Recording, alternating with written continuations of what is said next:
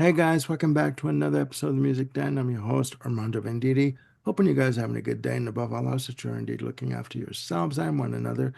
Today, ladies and gentlemen, before I get into what we hope to be another fantastic episode, I want to welcome back to the channel Mr. Jim Bricker. How's it going, Jim? Doing fine, Armando. Glad to be back with you guys. Glad that you're here. And the one and only Peter Pumpkinhead. Oh no, Ken Cheshire. How's it going, Ken? Doing good. Hey, everybody. Little side joke, inside joke that we did, ladies and gentlemen, before we start taping. Now, ladies and gentlemen, we are back with our final installment, take four of All That in 1982. We are looking back at albums that were released, obviously, in 1982, and albums that struck a chord with us on some level, or albums that we really don't know that much about. So, in this episode, we have eight albums to look at, and I'm gonna go with what I see on my list. We have first album on the list, Dire Straits, Love and Gold. So, who do I pick? Jim? This would be Love Over Gold, I believe. Um, Love over Gold. Sorry. Not to worry. Um, Holy crap, this album is amazing. I had this I first heard it borrowing the cassette from a friend of mine, and I just listened to this thing like nonstop for about 3 days. Went out and bought the vinyl very shortly thereafter, and it's just been a treasure of my record collection for since 1982, since it came out.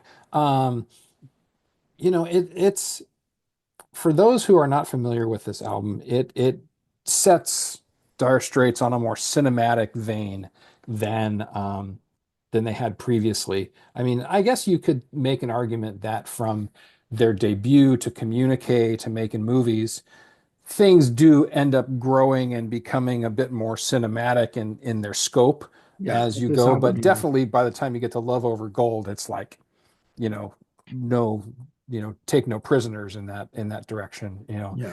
Um, I think Communique is 10 tracks, making movies is seven. By the time you get to Love Over Gold, you've got five, um, including the epic, and I do mean epic Telegraph Road, Yeah. which clocks in at about 14 minutes. The, Plus. the thing about this album is that the songs are long, but they do not wear out their welcome.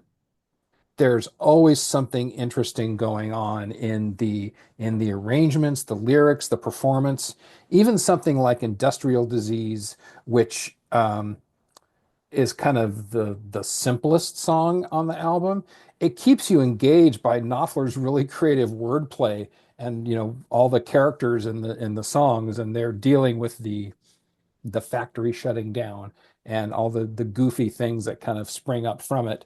It's it's just an absolutely stunning album. Knopfler's work, not only on electric but acoustic, is amazing.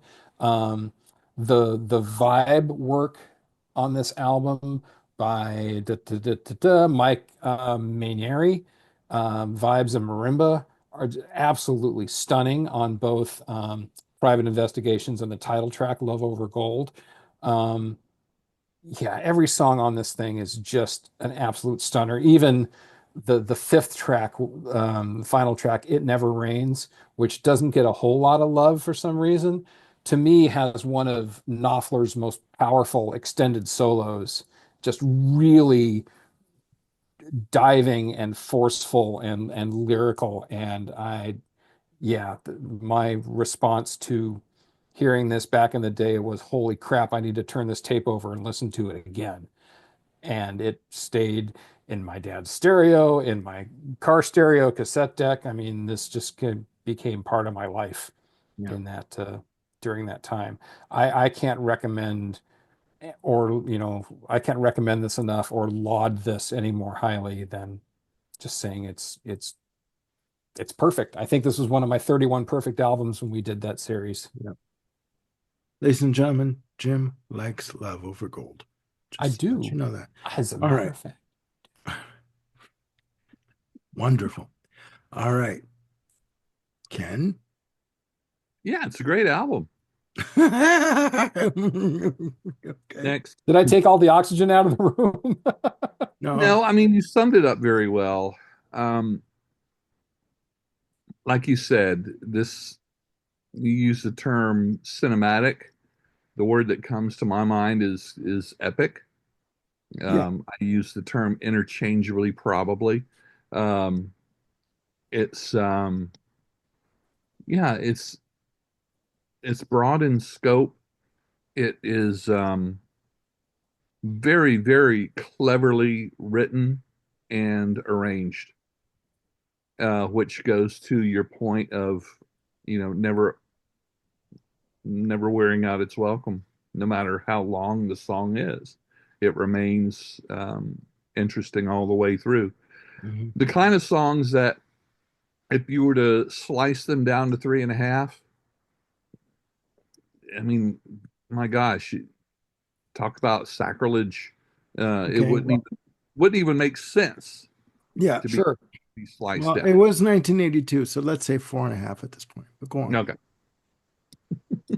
Still. Yeah, it's I know it charted fairly well in the US. I think around 10 or 12, I think. Was it, Jim?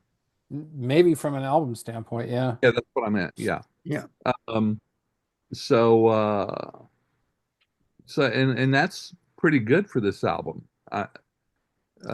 Sometimes it seems on the interwebs that this doesn't get talked about as much as some of the other albums, but it's not just for hardcore fans. This is something that you definitely put on the stereo and kick back in the easy chair and just let it wash over you. Yeah. As Armando, as you would say, takes you on a journey. It does. It Yeah. does. Um, just to put in my very brief 2 cents, this is brand new to me. I'm in doing episodes with Jim many years ago, a few months ago actually, on Dire Straits. Um, this is new to me, but there is no doubt that Telegraph Road has very much a cinematic feel uh, about it, and I think it's fantastic. I think the whole album is fantastic. Um, this is not Brothers in Arms, Thank as as people would go on to remember them for, but it's a very cinematic album over again, just very atmospheric, especially Telegraph Road. And I need to hear more. You can get this album too on a box set collection of all their albums that's been released. And I have yet to pull the trigger on that. I've pulled many triggers, but not that one yet. So, but I digress. But that's my take on Love Over Gold from Dire Straits. And just one quick mention, if there are folks out there who are already familiar with Love Over Gold and are not familiar with the Knopfler soundtrack to the movie Local Hero, which was Mhm. released the following year, um, if you like Love Over Gold, I think you're really gonna like Local Hero. A lot of Yeah. the same musicians, a lot of the same feel is on it. Um, not a lot of singing, but the only singing that's there is by Jerry Rafferty of all people. Um, and it's it mines the same vein as Love Over Gold and does it extremely well. It was Knopfler's first soundtrack album, and again, highly recommended. Yes. Yeah, I just came up with a show idea that we'll talk about off camera. Um, stay tuned. Okay, next on the list, John Cougar with American Fool. Ken, Meh.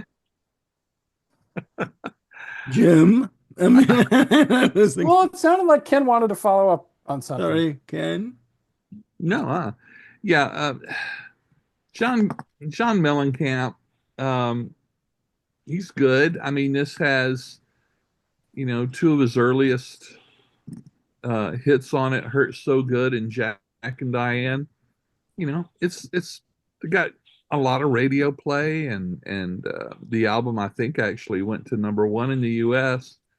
But just kind of, yeah, just kind of not my thing. Okay. I Yeah. think I think it's good for what it is, but there's some of his other stuff that I probably like better. Hmm. It was big in the day. Yeah, it was. It It was. was. Jim.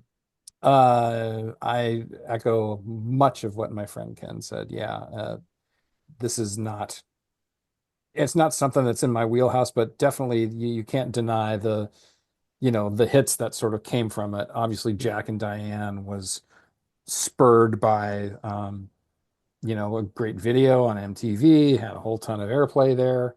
Country Um, music you as know, well. in the in Country. the absence of a proper Bruce Springsteen album, this scratched that itch, if you will. Ooh. Um, Wow. Cam's and fighting words. well, Oh, I'm just saying there are people who talked about it like that, you you're know? saying a lot. I mean, I'm throwing down what I remember from back in the day. okay. Um, Hand to Hold On To is another fine, kind of pop song, if you will. Um, I remember it being, quite pleasing to listen to. But yeah, I think it takes one or two more albums for Mr. Mellencamp to really find his groove. Um, but yeah, I mean, this is all right for what it is. Okay. All right. I remember obviously Jack and Diane as a single and Hurt So Good and but those are the only two songs I really remember from the album. Jack and Diane was all over the place in terms of FM top 40 radio. Chum FM 104.5 Chum FM in Toronto played it all the time. I do believe Q107 played it in Toronto from time to time. But I do remember a story of Carrie Kenny Aronoff saying that when they went to record the track, uh, obviously the final half of the track is live drumming. So when he went in to do the drum fill that leads into the rest of the track, he's like, "What am I going to do?" He's walking to the drum kit thinking, "What am I going to do? What am I going to do? What am I going to do?" Had no idea what he was going to do for a drum fill. So he does the drum fill. That is the first take. What you hear is the first take of the drum fill. And then, Mellencamp and the producer are like, uh, go on, continue. And he's like, what drum, what pattern am I going to come up with for this? So a lot of splicing and editing for this track, but you can't deny that it was a catchy song, and it had the hook. Um, and hurt so good, Yeah, okay. It was all right at the time, but you know Yeah. what? Lost its luster for me. But anyways, that's what I remember of American Fool. I do remember my sister buying from his first, well, not his first album, but from his album from 1980, Nothing Really Matters and What If It Did? Yeah, With the prior one. Yeah.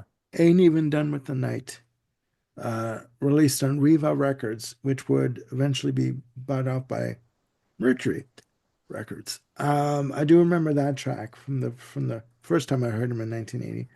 But this album, it's all right. I wouldn't rush out to buy it. Let's put it that way. Okay, moving on from one end of the spectrum to another. Donald Fagen, The Nightfly. Jim. Another freaking perfect album. Man, this album, um, this is one of those things where I didn't even know there was a Donald Fagen solo album coming. Last I had heard, Steely Dan was, extinct, and Lord knows what was going to happen. It took them so long to get Gaucho out. I just thought, all right, well, it's going to take forever for there to be anything from Donald Fagen. But then all of a sudden he pops in with a song on the heavy metal soundtrack, and then just all of a sudden, in some point in 1982, I walk into my local uh, music emporium, and there's a brand new Donald Fagen album sitting on the end cap, and I just went, it's mine. I just didn't have to even think about it. I just plunked down the money and off I went. And Jim was a happy boy. It's Mhm. everything that I wanted within the Steely Dan sound without the snark. And even though I miss the snark, it still feels okay without it because this album is just such a, you know, love letter to that time of the, mid to late 50s and early 60s when Donald was growing up, that it just um, it doesn't become saccharine sweet, which is something that I don't think anyone would ever associate with Steely Dan unless they're talking about Pearl of the Quarter. That's another story. Um, you know, The Night Fly is just it's a perfect record. Absolutely perfect from performances to songs to production to um yeah, it's a must. It's a must here. Take the highest quality audio system you can find, get a copy of this on whatever format you prefer, and it may become the best sounding thing you've ever heard in your life. Okay. My contribution quickly, what Jim said. Guess just joking. Uh, Ken. Yeah, this album has come up multiple times on this channel. This is probably the most family friendly lyrically of anything that Fagan's put out. Yeah. You don't have to explain the words to little Johnny. Um, That's right. Hey, it's a song yeah, about movies. that's right. So Won't go there. Tim discovered it that way. I wasn't even looking for anything. I didn't even know it was that it had come out. This is one of my cutout bin stories. Um, Wow. yeah, I saw it in the cutout bin. Uh, Ladies and gentlemen, if your local record store has a cutout bin, that's like, $2.99 or whatever with that little hole cut out in the Yeah. cover. Bargain bin. Yeah. Yeah. Yeah. Don't assume everything in that bin is crap. That's right. Um, Yeah. because I have found a lot of my favorite albums um, first seeing in the cutout bin. I don't even remember, you know, when I bought this album, why. I guess it was just the Fagan name and I was bored that day. But holy cow, it's one of those albums that's like, man, why didn't I buy this when it came out? Yeah. Well, I didn't because I didn't know it was out. But it is the perfect album.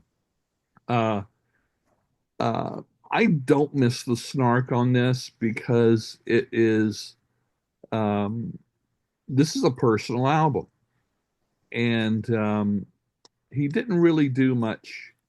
In my opinion, in Steely Dan, very many songs that were reflective of his life and experiences. Um, if some of them were, then I would be concerned about him. But regardless, it, Yeah. at writing songs that are stories about weird people and situations. But this is, I was born in '59, so I don't remember a lot of the social and socio-political stuff that he references in this. But man, just listening to it makes me feel like I did. And then you've got that cover that is so, um, right off it's like a Blue Note album. Yep. If I can just point out the cover itself, you know, a night DJ, sitting there smoking a cigarette, just, tired as all hell, but he's doing it because he loves what he does. He's a weathered individual, whether it be from life experience or drink or what have you, what other outside influences that come in. He's Women.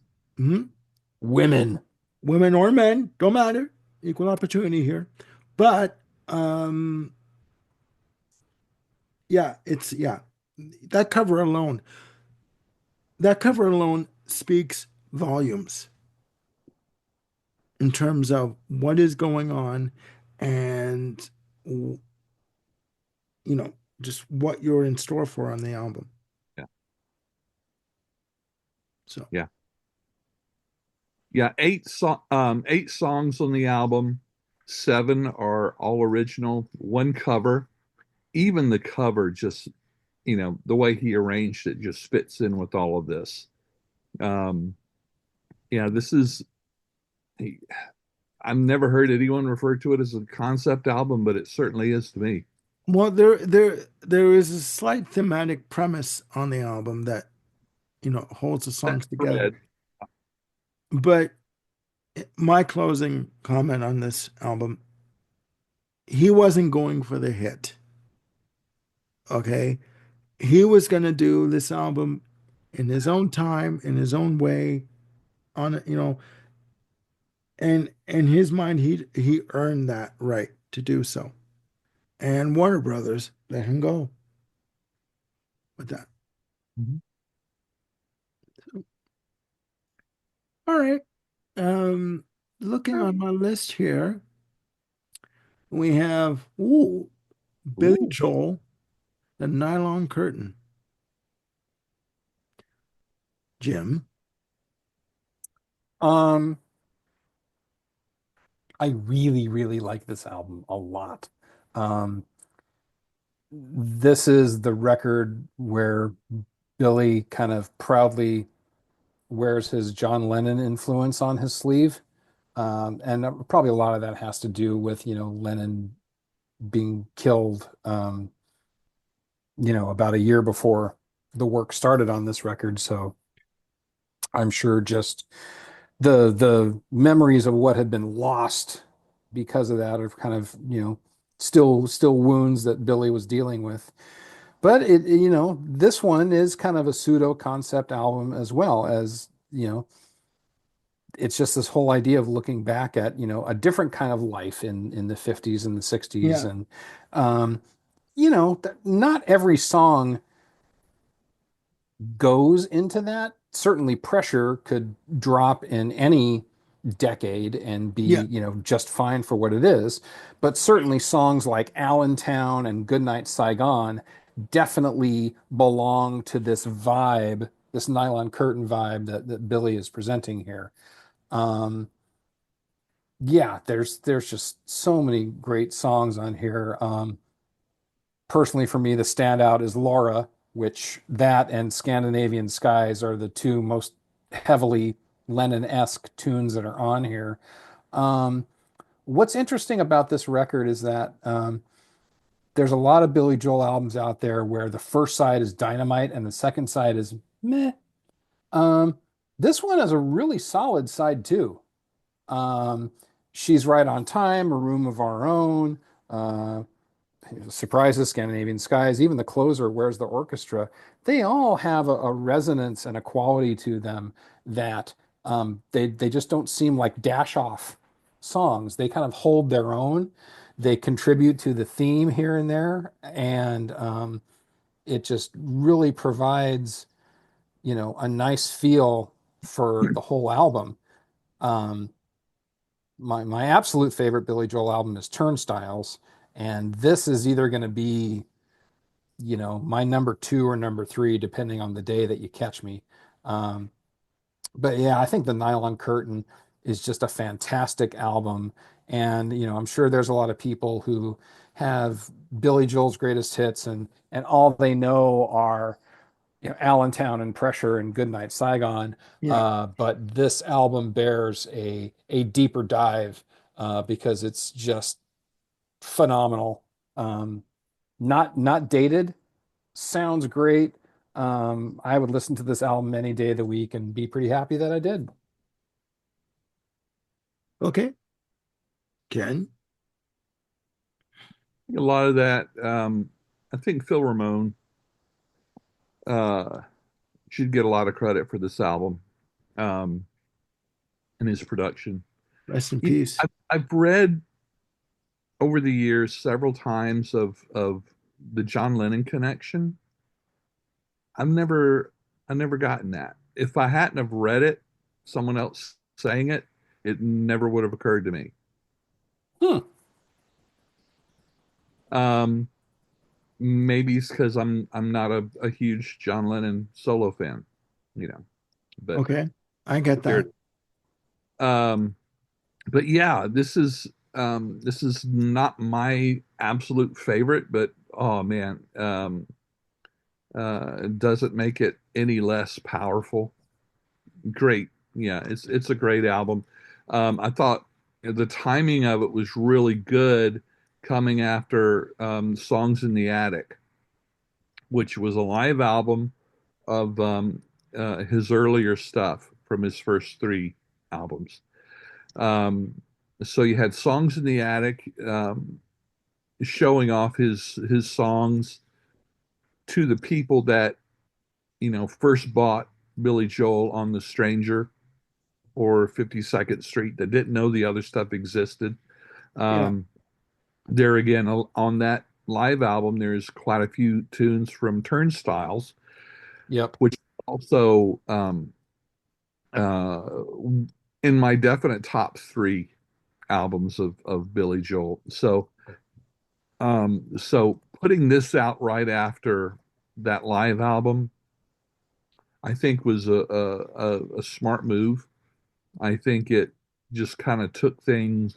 It's like, okay, here's some background. Now we're plowing straight through, into the future, and this really does it. mm-mm. Good band with Yeah. Danny DeVito on drums. Uh, Liberty. Liberty, I know. Yeah, yeah, Weisenheimer. yeah. Catch his 9 o'clock show, guys. It gets That's better. right. That's right. Tip your weight person. But also, it's got.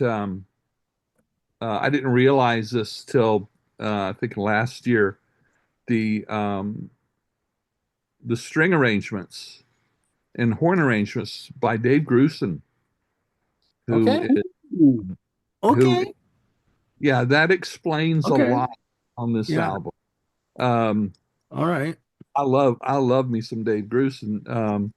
It's got Eddie Daniels on sax and clarinet, and so yeah, this is Billy doing what he does best. You know, um, Even though some of the songs are not about New York, it still has that flavor to it, that classic Billy Joel flavor to it. So Yeah. yeah, Okay. Nylon Curtain, yeah, it's some good stuff. To me, it still has that working class feel to it. Obviously, with the singles Allentown, hitting the nail squarely on the head as to what was going on then, and his view of that.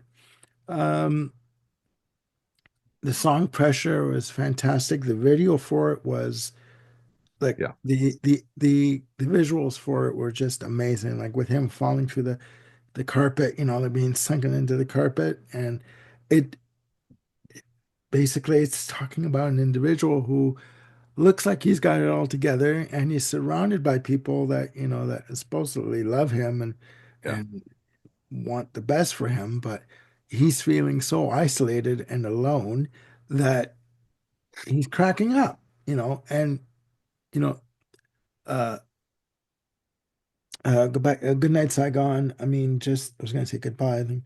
Um, Another fantastic, mhm, epic piece of work. I think that this is another. Again, I'll reiterate. This is why I say there's a definite difference between Elton John in the '80s and Billy Joel in the '80s. Oh yeah. A absolutely. separation like there's no other, you know. Um, and yeah, I think fantastic, fantastic.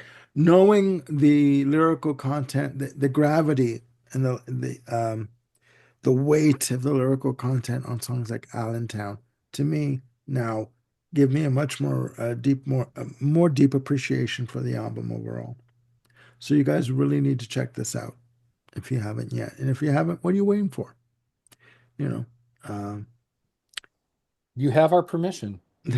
Go forth and explore. You don't need our Let's permission. finish this Go video for it. first. Yeah. There you go. Yeah, but finish Yeah, watching this first. what Ken said, Yeah, exactly. what Ken said. Moving on, and this is gonna be a really short one for me. Marshall Crenshaw.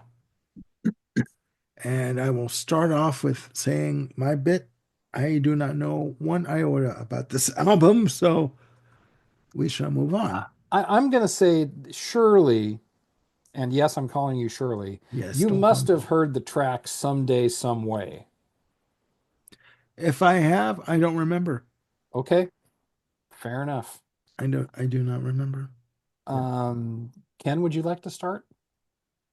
Sure. Good albums, just some good little power pop here.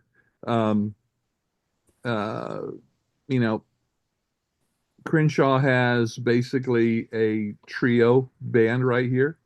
Um, uh, he handles the guitars and vocals, bass player, and then Robert Crenshaw on drums, and they all do vocals.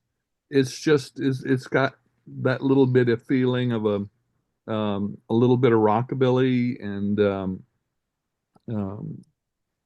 it's a good feel good album. I forget that it was in the 80s. To me, it also kind of has a 90s feel to it, early Sure. 90s. But yeah, someday, some way. That's was the hit I remember. The other, there she goes again, but right off the top of my brain, I can't place it right offhand. But but yeah, it's just a nice little, good little power pop album.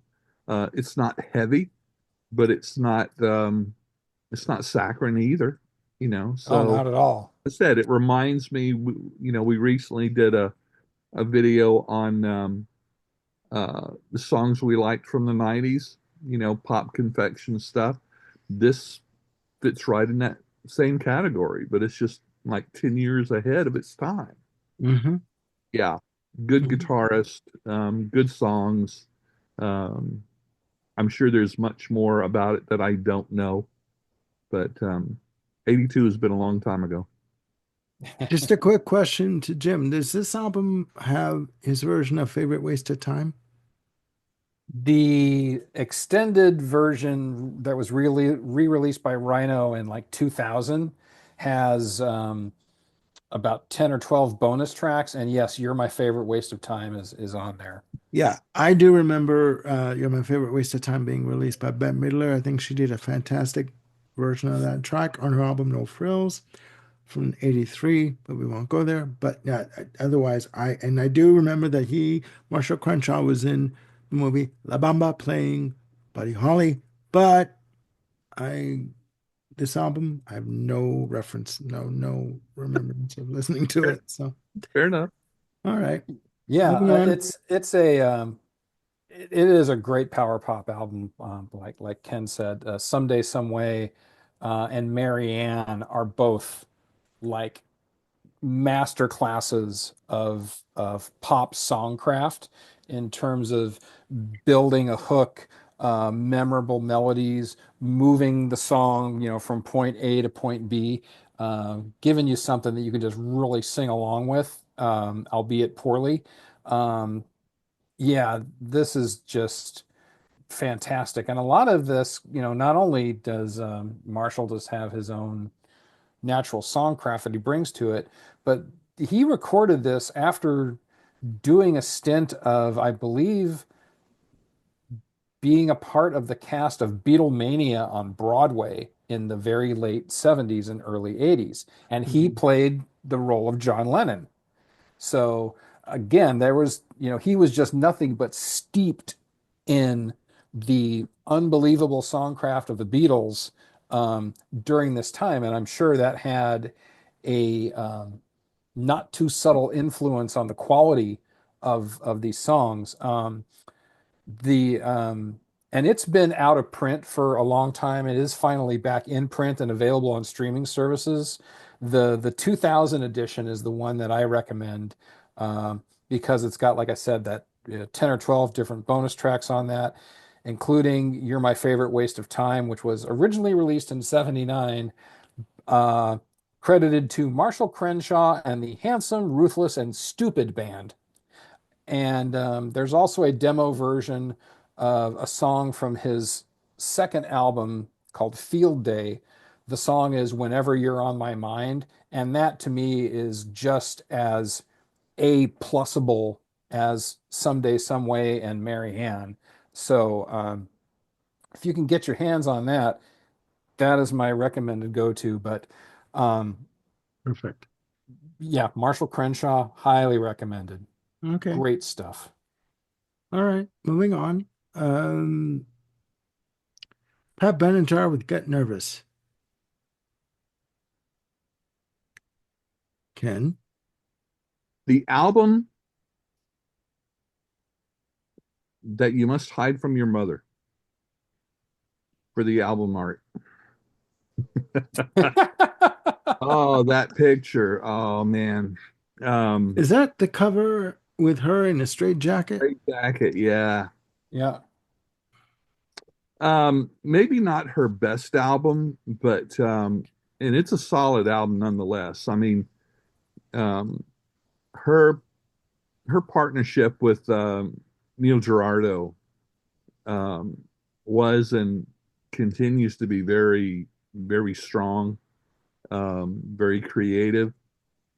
Uh, I didn't pay a whole lot of attention to Pat Benatar other than the radio hits until I heard that before she went rock, she was an opera singer, Yeah. Yeah. Yeah. and at this point, going into college, undergraduate school, and um, studying opera, I found that that was very, very interesting, and Okay. so really kind of I started paying a little bit more attention to her songs other than her videos and her album covers.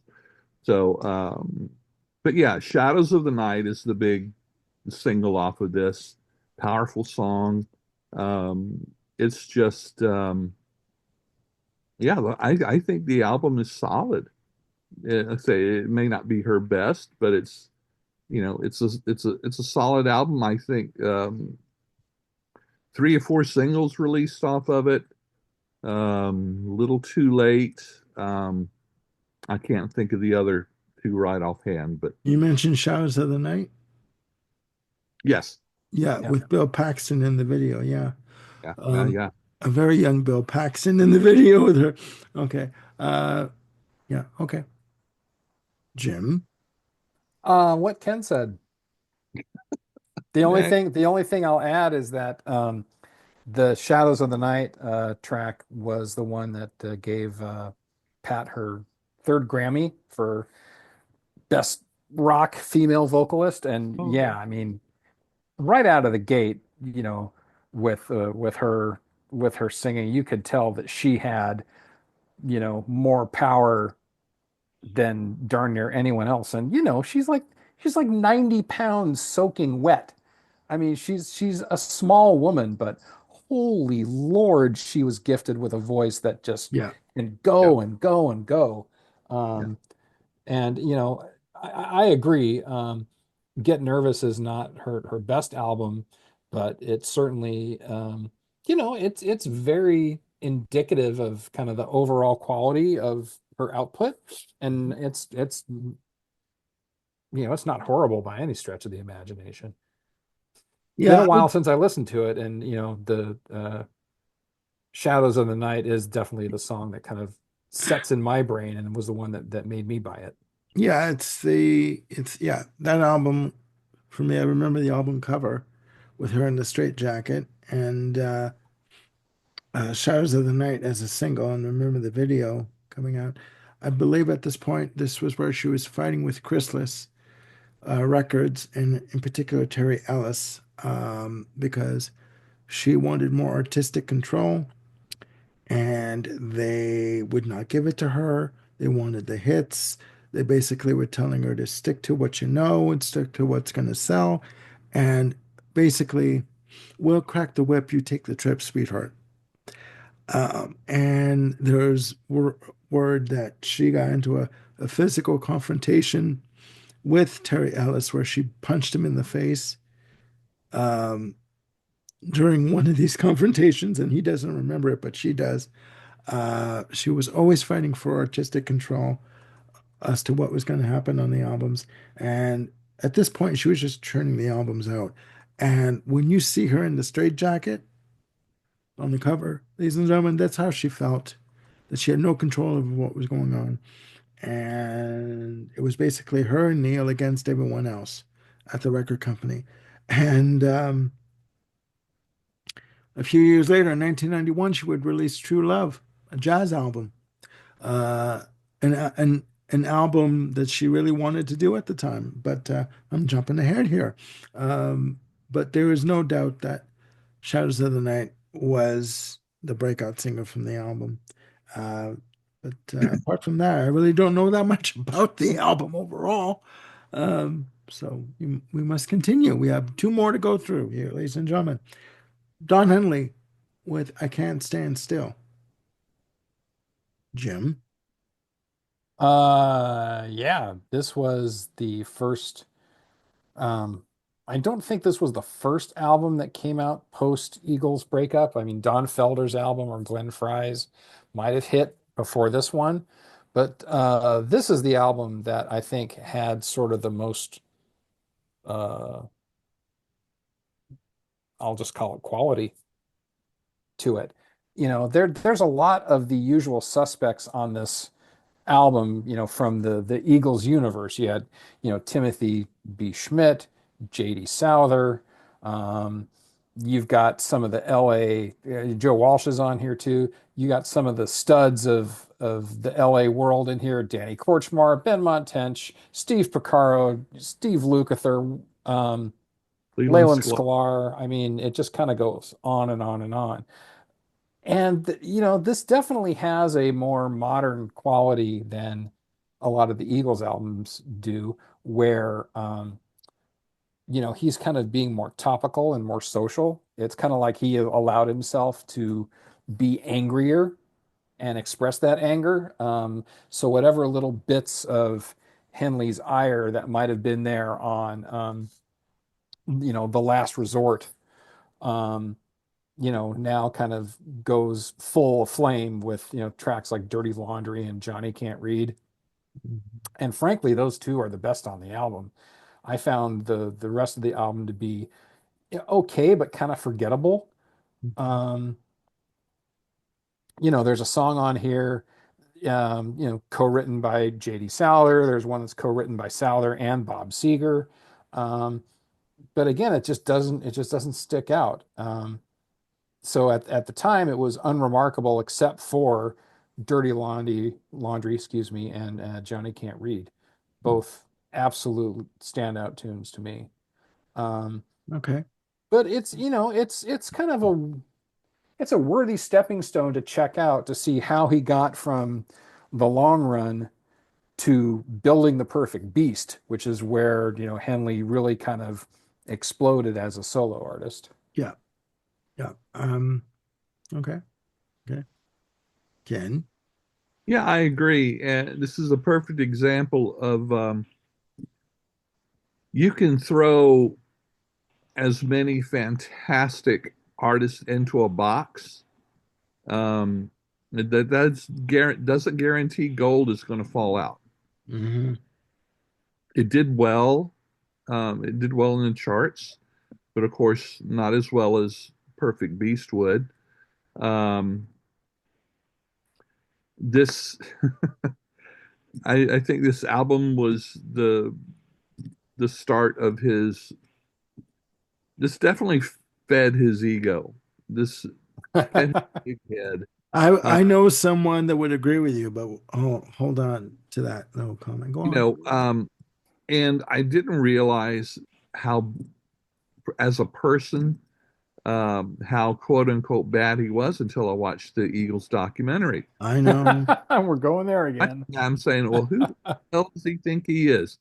And Yeah. so, yeah, he started. Um, oh gosh, yeah, this um, middle-aged angst is just like, oh, come on, dude. Um, Yeah. I really don't remember much off this album, like Jim. Um, because I don't know, it was a little bit too much or not enough. I'm not sure which. Well, I know that this was his final release for Asylum. He would follow David Geffen over to Geffen Records and sign with him. I do remember the song Dirty Laundry. Uh, and I do remember seeing the video once or twice for Johnny Can't Read. But apart from that, um, as a debut solo album, I really don't know that much about it, to be honest with you. Uh, Dirty Laundry was the big hit from the album, Yeah. and I think as a solo album, I think it's a good album to start with. I think he would further cement his place in the rock pop realm with Building the Perfect Beast. And in terms of that person who would have a very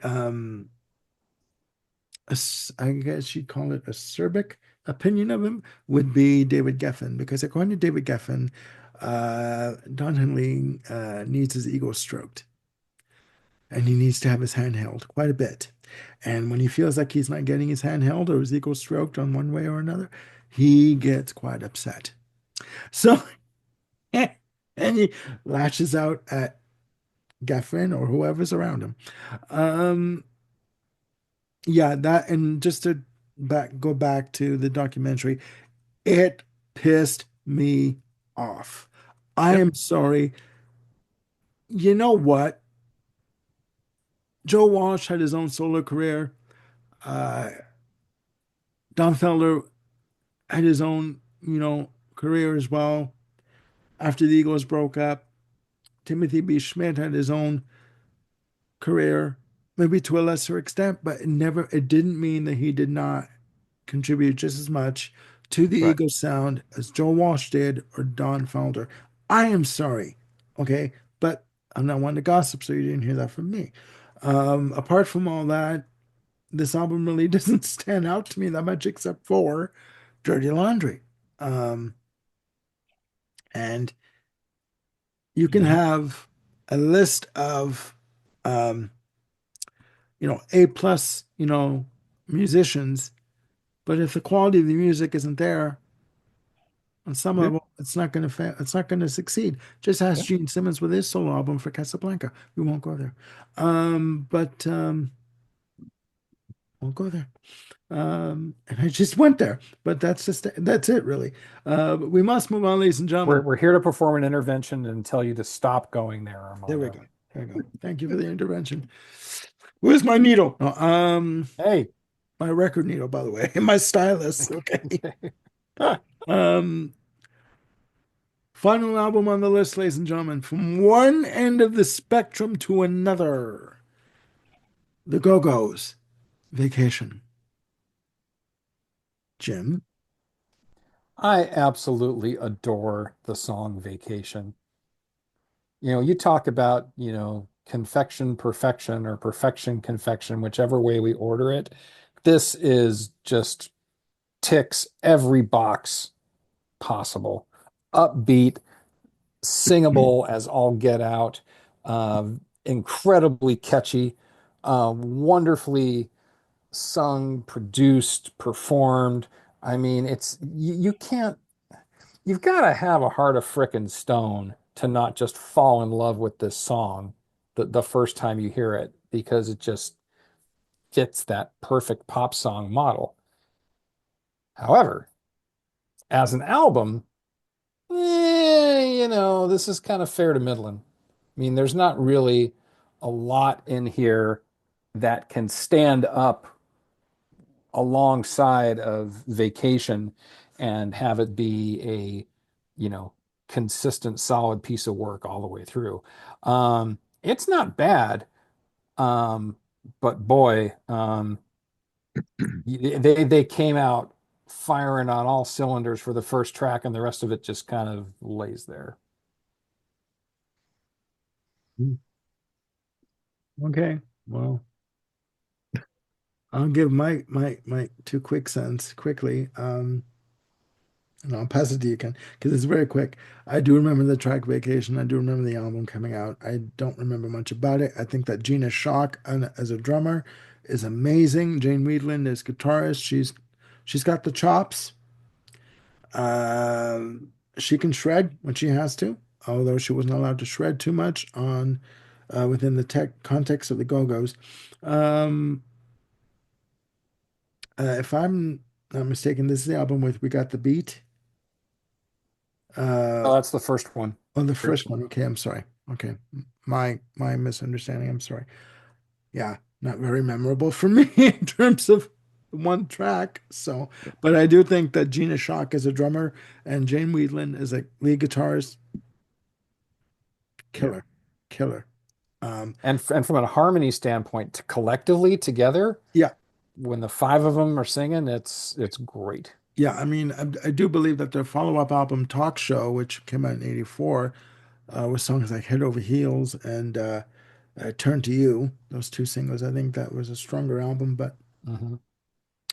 Yeah, and you can't miss Rob Lowe in the video for Turn to You, but that's another episode altogether. Um, yeah, there's not much to remember from Vacation. And Vacations is supposed to be great.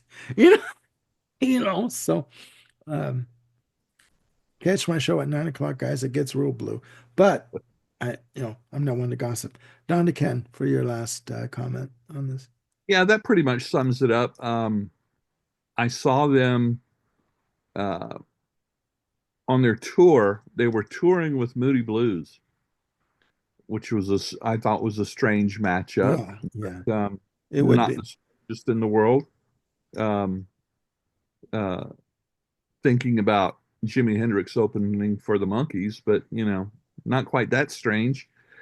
But honestly, they sounded good live.